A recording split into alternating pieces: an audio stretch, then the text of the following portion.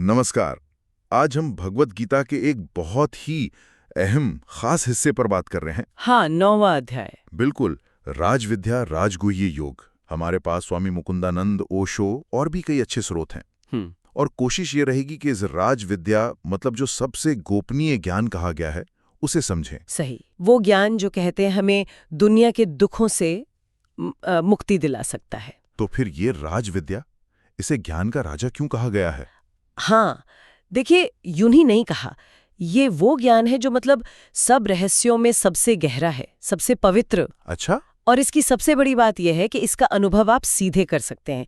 ये कोई सिर्फ किताबी बात नहीं है। सीधे अनुभव? हाँ, और जो इसे जान लेता है वो अशुभ से यानी संसार के बंधनों से, दुखों से मुक्त हो जाता है। तो फिर ये ज्ञान आखिर है क्या?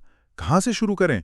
भगवान के स्वरूप से? भगवान अपने अव्यक्त रूप से मतलब निराकार रूप में इस पूरी दुनिया में फैले हुए हैं। हर जगह? हर जगह, सब कुछ उनमें ही स्थित है।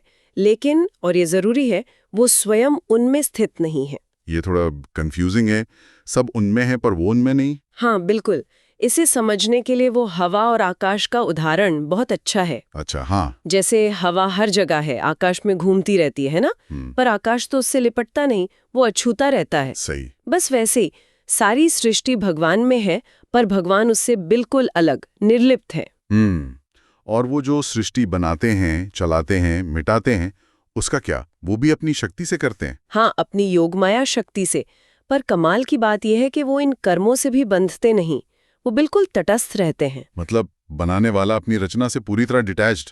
ये तो सोचने वाली बात है। बिल्कुल। अच्छा, तो इस ज्ञान को समझने या पाने के लिए क्या विश्वास मतलब श्रद्धा जरूरी है? हाँ, बहुत ज्यादा। बहुत साफ कहा गया है कि जिन्हें इस ज्ञान पर, इस धर्म पर श्रद्धा नहीं होती तो वो भगवान को पा नहीं सकते। वो बार बार इसी दुनिया में जन्म मृत्यु के चक्कर में लौटते रहते हैं। ओह। और अक्सर होता क्या है कि लोग भगवान के मानवीय रूप को देखते हैं और उनके असली परमेश्वर वाले रूप को पहचान नहीं पाते। उन्हें साधारण मनुष्य समझ लेते हैं। हाँ, ये तो होता है। और ऐसे लोगों की फिर सारी आशाएं, उनके कर्म, उनका ज्ञान सब व्यर्थ हो जाता है। लेकिन जो देवी स्वभाव वाले हैं वो? हाँ, वो बिल्कुल अलग है। वो महात्मा, वो अनन्य मन से मतलब पूरी तरह से सिर्फ भगवान का ही भजन करते हैं। ये अनन्य भक्ति पर काफी जोर दिया गया है ना? बहुत ज्यादा। एक जगह तो भगवान खुद वादा करते हैं कि जो भक्त सिर्फ उन्हीं का चिंतन करते हैं निष्काम भाव से, हाँ, उनका योगक्षेम वो खुद उठाते हैं। योगक्षेम, ये शब्द मैंने सुना है। इसका मतलब क्या है यहाँ? योगक्षेम मतलब दो चीजें हैं।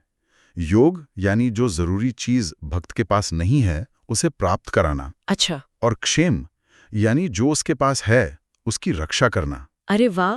यानी जरूरतें पूरी करना और जो है उसे संभालना। ये तो बहुत बड़ा आश्वासन है ना? ये दिखाता है कि अगर मन पूरी तरह भगवान में लगा हो तो आपकी दुनियावी चिंताएं वो खुद ब खुद सुलझने लगती हैं। और भक्ति का तरीका भी बहुत सरल बताया है। जैसे वो श्लोक है, पत्रम पुष्पम फलम तोयम। हाँ, बिल्कुल। कि प्रेम से अगर कोई पत्ता, फूल, फल या थोड़ा सा जल भी चढ़ा दे तो भगवान उसे स्वीकार कर लेते हैं। बस प्रेम से। हाँ, बस प्रेम और सच्चे भाव से। महंगी चीजों की जरूरत नहीं, जरूरत है समर्पण की। इसीलिए शायद आगे ये भी कहा है कि जो कुछ भी करो भगवान को अर्पण कर दो। बिल्कुल सही पकड़ा। खाना, यज्ञ, दान, तपस्या, सब कुछ जब सब उन्हें सौंप दिया तो कर्म का बंधन कैसे बनेगा? सही बात है। अच्छा, तो भक्ति का एक ही तरीका है या अलग अलग रास्ते भी हैं? जैसे लोग अलग अलग देवी देवताओं को पूछते हैं। नहीं, रास्ते कई बताए हैं।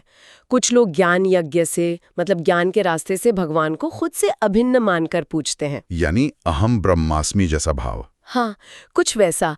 कुछ लोग सेवक और मालिक के भाव से पूछते हैं और कुछ लोग भगवान को पूरी सृष्टि के रूप में, विश्व रूप में देखते हैं। और जो अलग अलग देवताओं को पूछते हैं उनके बारे में कहा गया है कि वो पूजा भी असल में जाती तो भगवान तक ही है, पर वो अविधि पूर्वक होती है। अविधि पूर्वक? हाँ। मतलब पूरी समझ के बिना, अज्ञानवश।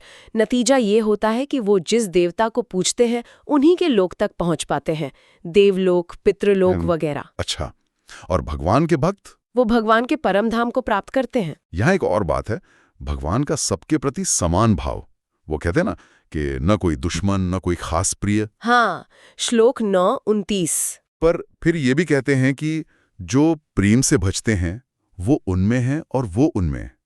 ये थोड़ा विरोधाभासी नहीं लगता? अगर वो सबके लिए समान है तो भक्तों के लिए खास क्यों? ये सवाल बहुत अच्छा है। देखिए, ये भगवान की तरफ से कोई पक्षपात नहीं है, ये भक्त के प्रेम का नतीजा है। कैसे?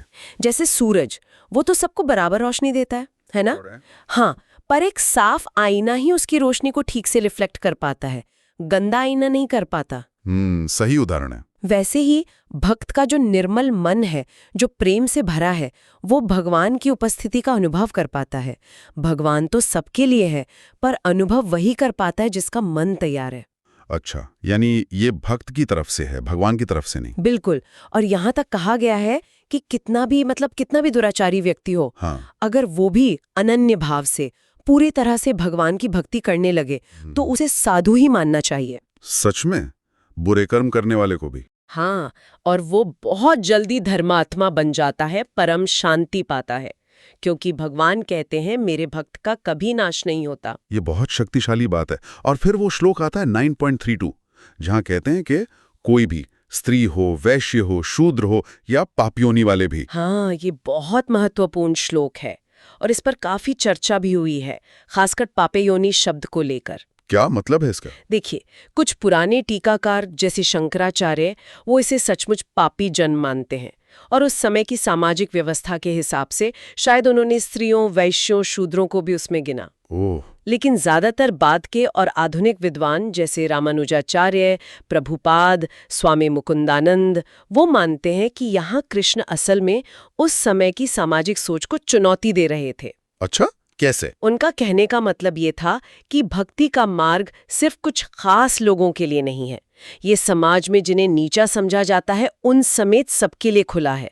ये कोई पापी जन्म की बात नहीं, बल्कि सबकी समावेशिता की बात है। यानी भक्ति के लिए सामाजिक स्थिति या जन्म मायने नहीं रखता? बिल्कुल नहीं।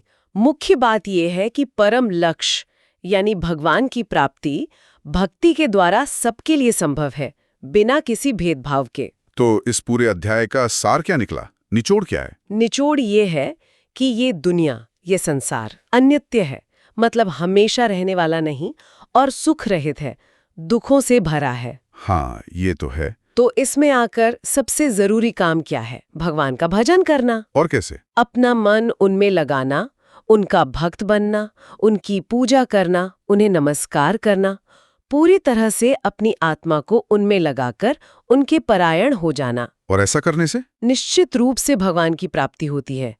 यही उनसे मिलने का पक्का रास्ता बताया गया है। तो संक्षेप में 9वां अध्याय हमें राजविद्या यानी सबसे गोपनीय ज्ञान देता है। फोकस है अनन्य भक्ति पर। हाँ, निष्काम और अनन्य भक्ति। और ये ज्ञान सबके लिए है, चाहे कोई किसी भी बैकग्राउंड का हो। और ये भगवान के उस रूप को समझने में मदद करता है जो सब जगह है पर फिर भी सबसे अलग है, अछूता है। बिल्कुल। और जाते जाते श्रोताओं के लिए एक सोचने की बात छोड़ जाते हैं। हाँ, जरूर। ये विचार कितना गहरा है कि जो शक्ति इस पूरे ब्रह्मांड को बनाती है, संभालती है, वो खुद उससे पूरी तरह निर्लिप्त, डिटैच्ड भी रह सकती है। इस विरोधाभास में, इस पैराडॉक्स में हमारी अपनी आध्यात्मिक यात्रा के लिए क्या इशारा छिपा हो सकता है? सोचिएगा जरूर।